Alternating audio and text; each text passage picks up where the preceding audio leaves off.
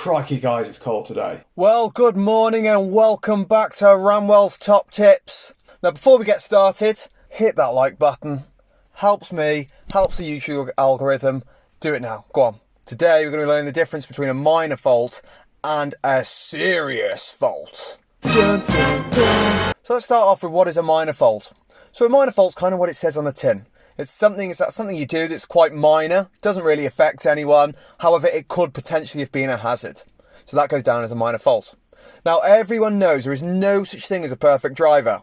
Not even your driving instructor, not even those examiners. And that's why you're allowed to get up to 15 minor faults, that's 3 of those, sorry, 1, 2, 3, 15 minor faults and still pass your driving test. However, you can only get 2 of the same minor fault within a category, such as mirrors, such as controls. Perhaps you stalled the car twice. If you do it a third time, that would then go down as a serious.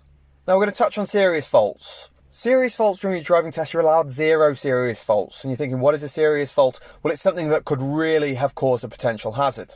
Now, an example of this, going over the speed limit. Now, if you go into a 30 zone and you speed up to 32, 33 miles per hour, providing you notice that, the examiner's probably not going to penalise you on that. However, if you go into that 30 zone, you get up to 35, 36, and you still aren't slowing down, you're heading for a serious fault. Another example of a serious fault would be you're on a dual carriageway, you're in the normal driving lane, which is a left lane, you don't check your right mirror before changing into the right lane, that's a serious fault. If there's a car in that lane, you pull straight across, it's going to cause an accident. Now this is something I tend to see quite a lot. A good example of this, new building estates. So when you go to a new building estate, they tend to not have any lines on the roads. So when you drive to these junctions and there's no lines on the roads, what people sometimes tend to do, especially people learning to drive, is they don't look left and they don't look right. They just carry on driving as if it's a continuous road because there's no lines to say give way. Well, if there's no lines to give way, this doesn't mean it's a free-for-all.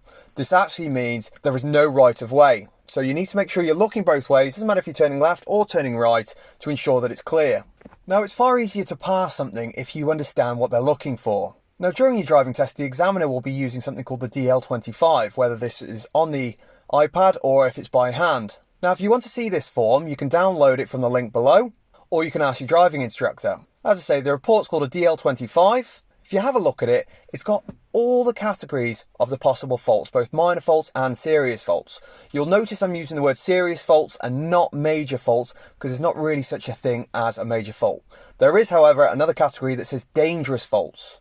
Now, as you can guess, a dangerous fault is even worse than a serious fault in the sense that it's very close to causing an accident. Something such as pulling out at a roundabout and literally almost driving into a car. That would go down as probably a dangerous fault. Okay, so now I'm going to talk to you about some of the most common minor faults and serious faults that we get during driving tests. So the first one, very serious fault, failing the eye test. Haven't seen it done yet myself, however I know it's happened. Before you come through a test, make sure you can see at least 5 car lengths away from a car number plate and read it, with or without glasses, before arriving for your test or before booking your test, because if you arrive and fail that, the test will automatically be off. Now, here's another one, stalling the car. Now, this is very dependent on the situation. What do I mean by that? I mean, if the examiner or someone's asked you to pull over on the left, you do that all safely, and then when you drive away, you've accidentally put it in third instead of first, perhaps, and the car just stalls. Well, providing you're not delaying anyone, you're still pulled over on the side of the road. It was just a little mistake. You're going to end up with a minor for that one. However, if you repeatedly do that throughout the test,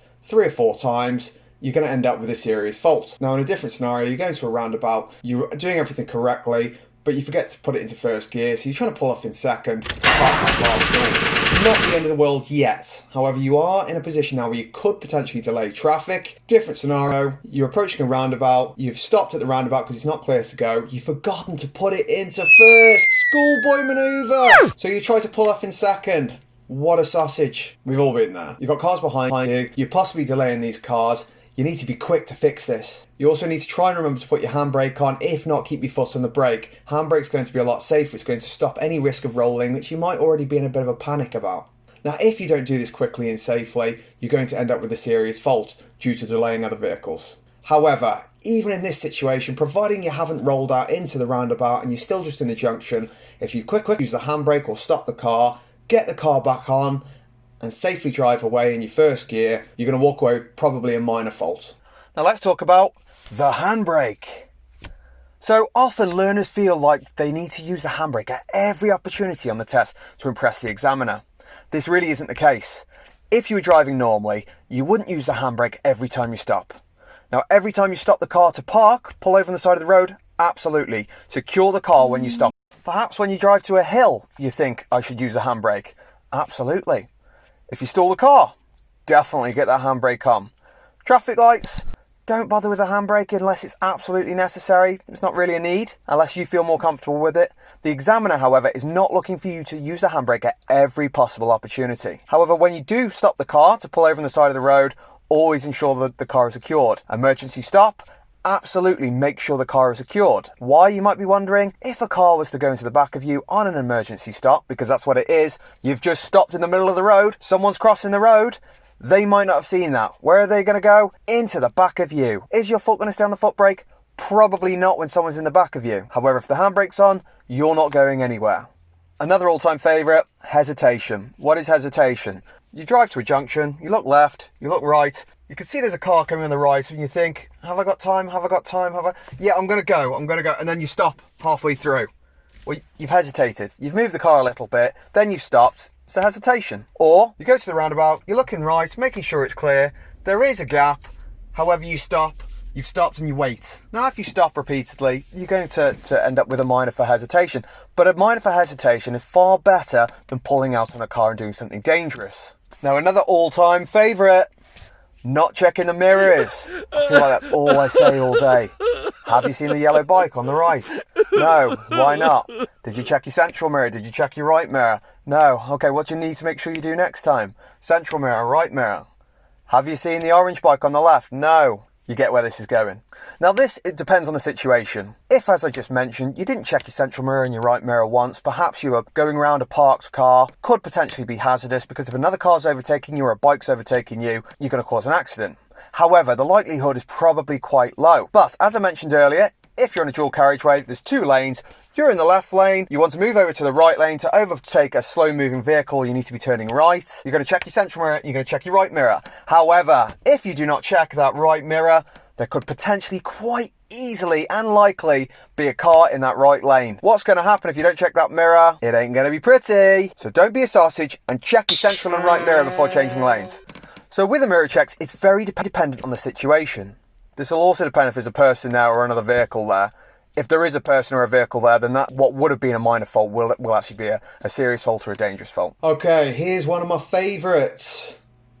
Driving too slowly. Now, some learners get to their driving test and they drive super slowly to ensure that the examiner can see their safety credentials are top notch and they know the rules of the road. Now, this isn't always the best thing to do.